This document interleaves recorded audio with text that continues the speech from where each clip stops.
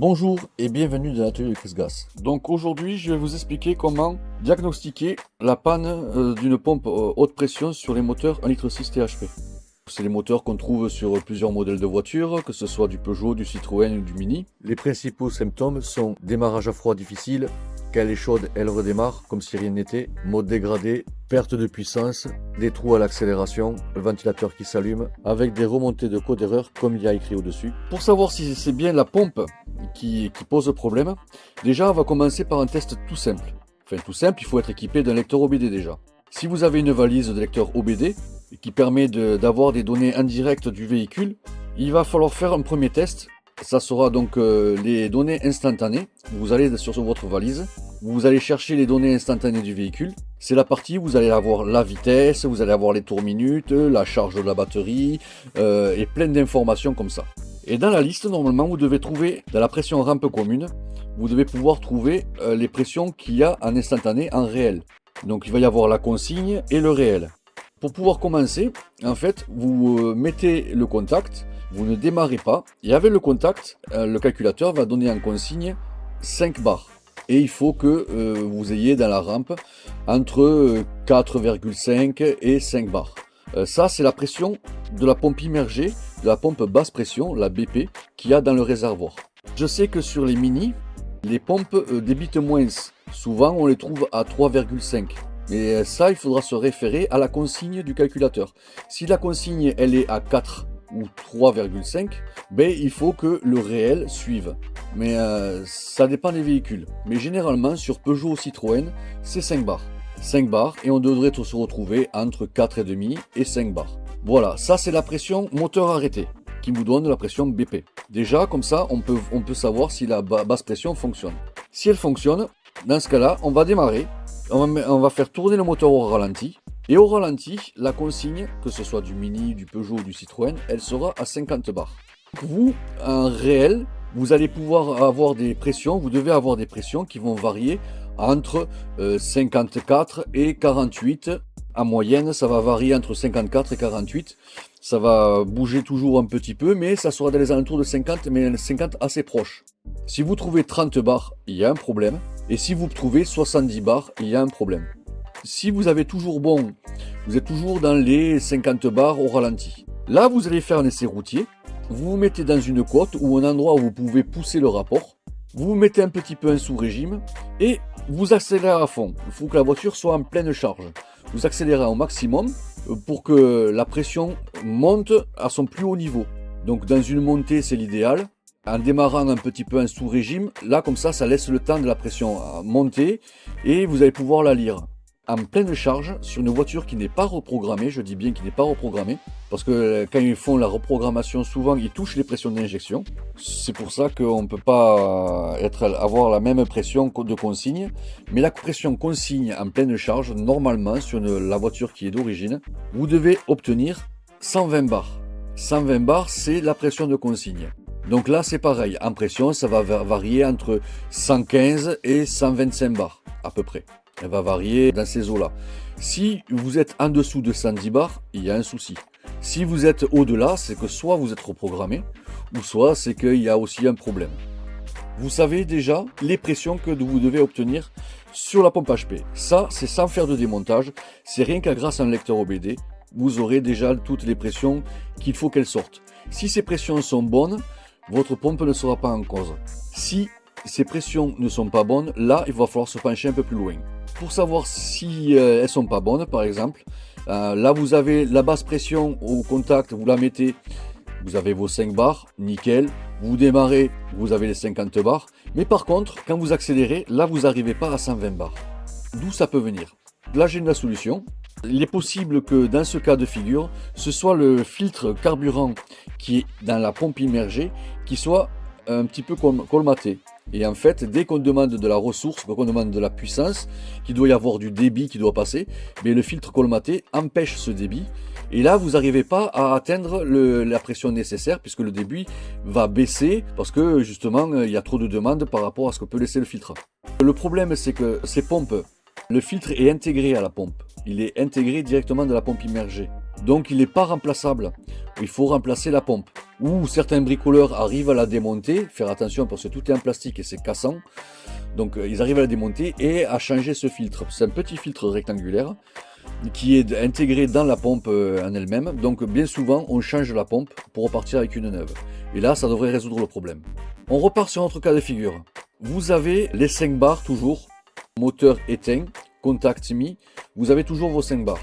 Mais là, vous avez des variations de pression qui sont pas bonnes. On va partir sur le principe où la variation de pression est trop forte. Vous allez avoir entre 60 et 70 bars, voire 90 bars. Et là, voilà, la voiture de suite bip, elle se met à biper et ça redescend à 0. Vous redescendez à 5-10 bars. Là, ça voudrait dire qu'il y a l'électrovanne ici, le régulateur de pression, qui ne ferme pas correctement, il laisse ouvert.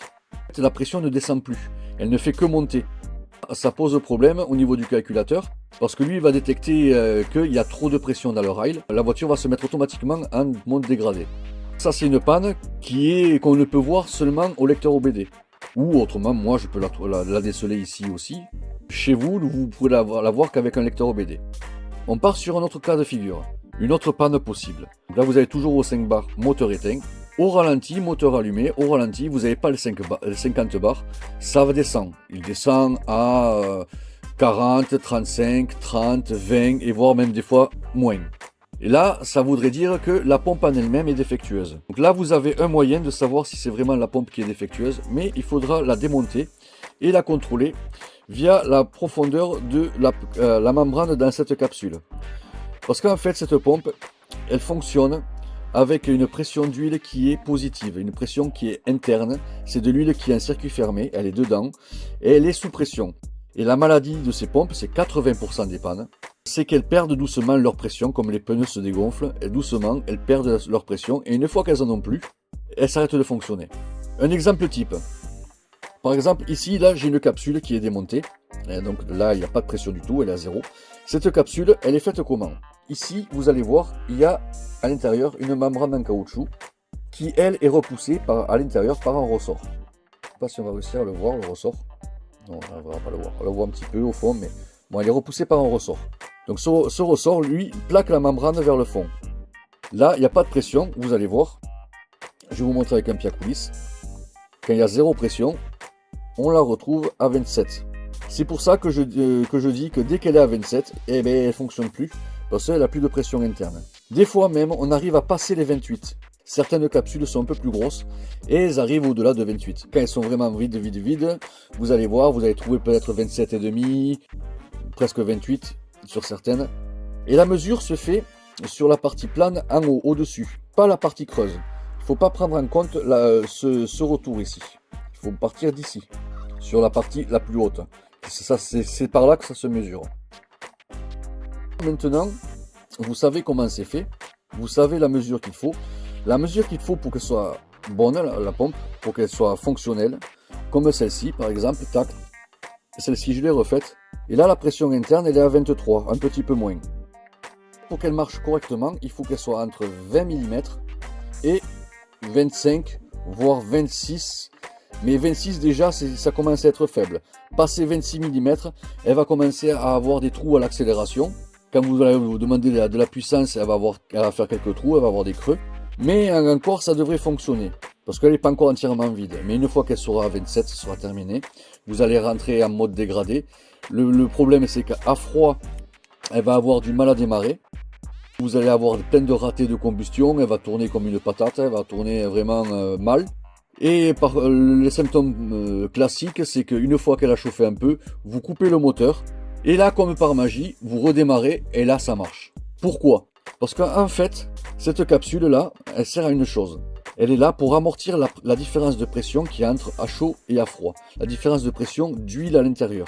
Quand elle est froide, donc, il n'y a pas de pression, elle est à 27. Et en chauffant, l'huile dedans se dilate et là, vous regagnez juste un petit peu de pression qui lui permet de fonctionner. Elle va se retrouver à 26,5, 26, une fois chaude. Donc la mesure doit se faire à froid déjà.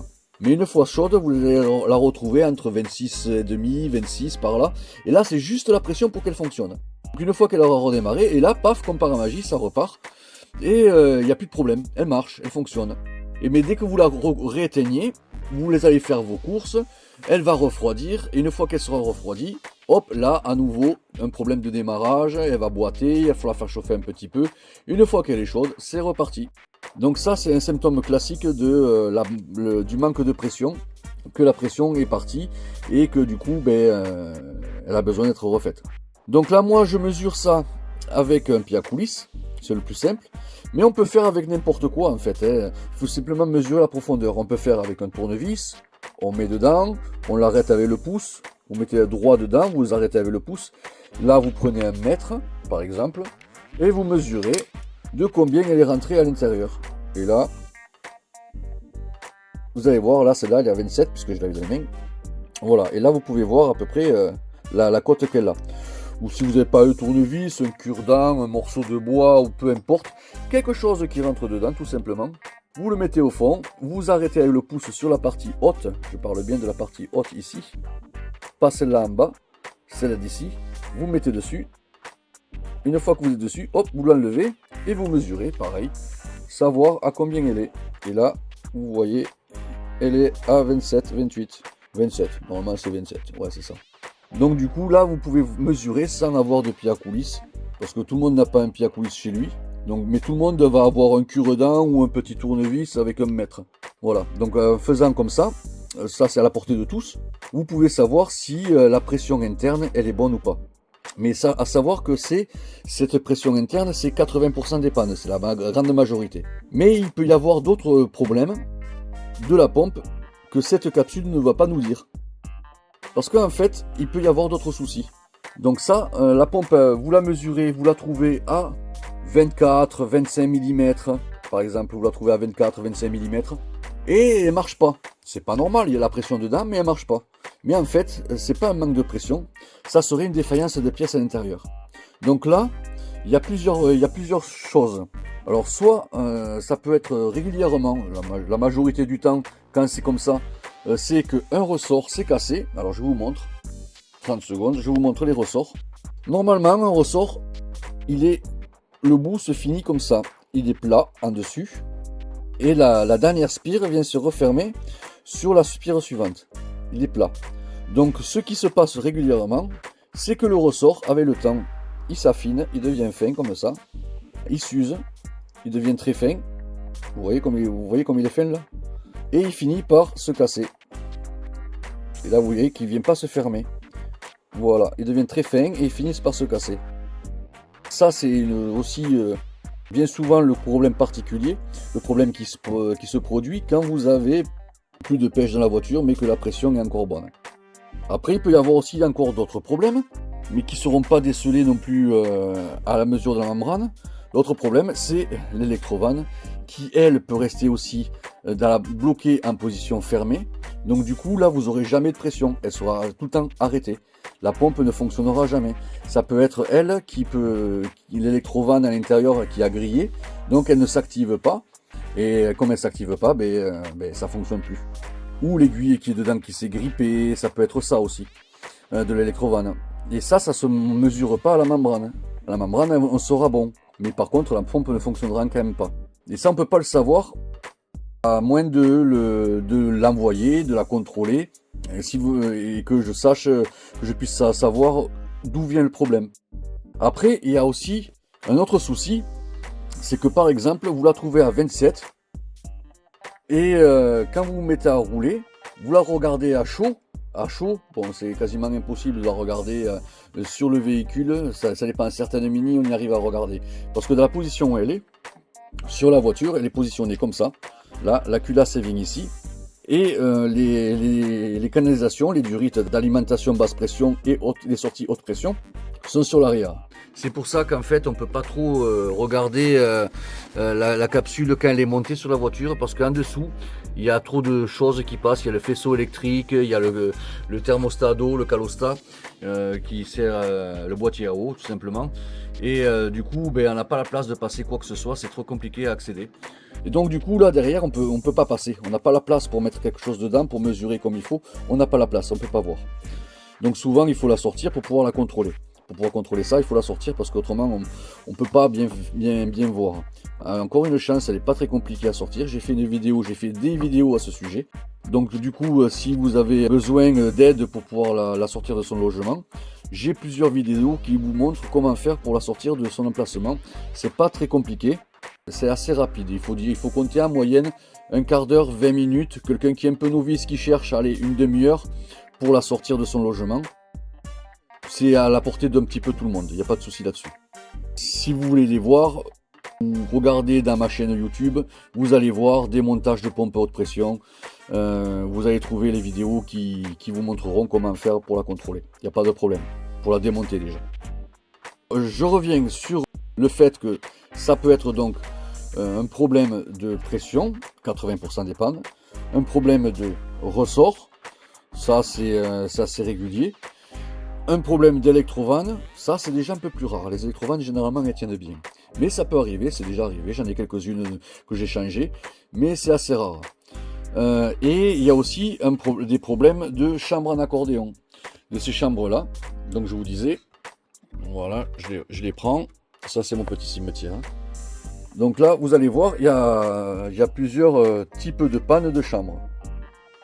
Je vous disais, vous la contrôlez, elle est à 27, mais à chaud, on la retrouve quand le moteur vient de démarrer, que vous venez juste de la démarrer, vous la démontez, et là vous la retrouvez, elle par contre, à, on va dire, je vais dire une bêtise, à 18, 19, voire 15. 15, c'est beaucoup trop, parce que en fait, ça voudrait dire qu'il y a une chambre comme celle-ci, qui s'est percée, et que la partie essence va dans la partie huile. Parce qu'il y a deux compartiments. À l'extérieur de cette chambre-là, c'est de l'essence. Et à l'intérieur, c'est de l'huile. Et la pression d'huile fait bouger ces chambres-là pour faire monter l'essence en pression. Avec un jeu de clapet, machin, bref. Mais le fonctionnement, c'est ça en fait. Le côté huile va bouger grâce au piston et au cylindre. Et ces chambres-là vont bouger pour faire monter l'essence en pression. Ce qui se passe, c'est que, voilà, regardez, celle-là, cette chambre-là, elle a gonflé. Vous voyez, il y avait trop de pression à l'intérieur. Elle a gonflé, elle s'est éclatée. Celle-ci, elle a pas gonflé, mais elle s'est tordue. Vous pouvez voir qu'elle est pas droite du tout. Voilà, je vais essayer de vous la mettre droite. Voilà, vous voyez que là, c'est beaucoup plus étroit que là-bas. Elle s'est tordue, elle s'est mise complètement en travers. Elle n'est pas bonne. Et celle-ci, elle a carrément éclaté. Vous voyez, elle s'est percée. Donc là, ça veut dire que l'essence passe du côté huile. Et dans l'essence, il y a minimum 5 bars et au maximum 120 bars. Imaginez 120 bars dans cette petite capsule qui va repousser ce ressort dedans. Donc là, vous allez le retrouver monté au-delà de 20 mm. C'est pour ça qu'il ne faut pas être trop en pression. Parce que si on met trop de pression à l'intérieur, il peut se produire ceci. Il peut se produire cela. Ou même éclater les chambres. Comme ça là. Qui est éclaté. Voilà. Et il y a aussi un autre phénomène, c'est au contraire, elle n'éclate pas, elle se tasse. Si vous regardez la hauteur de la chambre, elle est beaucoup plus petite. La spire, elles se sont tassées, c'est comprimé. Et ça, c'est l'inverse en fait. C'est parce qu'elle a souvent, ça peut arriver quand elle tourne trop longtemps sans huile. Enfin, sans huile, il y a toujours de l'huile. Mais s'il n'y a plus de pression à l'intérieur, si on est à 27 passé, depuis très longtemps, en fait, il n'y a pas assez de pression. Donc du coup, la pression d'essence, de carburant qui est de l'autre côté, va comprimer la chambre, hein, puisqu'on monte jusqu'à 120 bars, ça va comprimer la chambre, et elle ne pourra plus fonctionner. Et du coup, ça peut être un des problèmes qu'il y a sur la pompe à haute pression. Ce qui va expliquer pourquoi elle ne fonctionne pas. Maintenant, vous allez pouvoir diagnostiquer votre pompe assez facilement. Donc je répète l'essentiel, c'est la mesure de la membrane. Elle va nous dire déjà pas mal d'infos. Mais c'est pas toutes les pannes. Même si vous la trouvez bonne et qu'elle ne fonctionne pas, c'est que ça peut venir d'autres choses, comme je vous ai expliqué. Donc je reviens quand même sur le fait qu'on me pose souvent la question, d'où est-ce qu'on mesure? On mesure à partir du dessus, de la partie haute. Ne prenez pas en compte le creux, le renfoncement, il ne faut pas en tenir compte. Maintenant, vous savez comment faire. J'espère que cette vidéo vous aura aidé. N'hésitez pas à me contacter. Moi, réparer les pompes, c'est mon métier. Vous pouvez constater que je répare des pompes haute pression et je fais pas que du THP. Je fais plusieurs modèles de pompes différentes pour plusieurs voitures différentes. Donc n'hésitez pas à me contacter. Ça sera avec plaisir que je pourrai vous refaire les pompes dans de bonnes conditions. À savoir que moi, elles sont nettoyées forcément et pas sur les ultrasons qui sont là-bas. Je change tout et je suis le seul à avoir ce banc que je me suis fait pour pouvoir tester les pompes. Les autres qui vous disent elles sont testées, posez-leur la question comment ils les testent et qui vous le prouvent. Ça m'étonnerait que ce soit fait. Moi, elles sont testées, elles sont approuvées et je fais tout avec des vidéos parce que j'aime bien les retours clients ou d'ailleurs consulter sur Google et autres les avis clients. Ils sont pas touchés, c'est eux qui les posent. Moi, j'ai pas de bots qui me font des avis positifs, c'est tous des vrais. Testez, vous verrez, vous ne serez pas déçus car tout sera suivi sous vidéo avec des photos, des vidéos et vous aurez tout. Le passage au banc, vous verrez votre pompe ce qu'elle sort, vous verrez l'ouverture du colis, vous verrez l'ouverture de la pompe, il n'y a pas de triche, vous saurez comment elle est dedans, il n'y a pas de souci avec moi. Donc n'hésitez pas à me contacter. Donc vous avez le choix, soit par mail, vous l'avez là, mon mail, ou autrement directement sur mon site internet ou autrement sur WhatsApp. Le mieux c'est sur WhatsApp. Je vais vous mettre mon numéro dans la description. Vous avez toutes mes infos. N'hésitez pas à me contacter. Sur ce, je vous souhaite bonne mécanique à tous. Au revoir.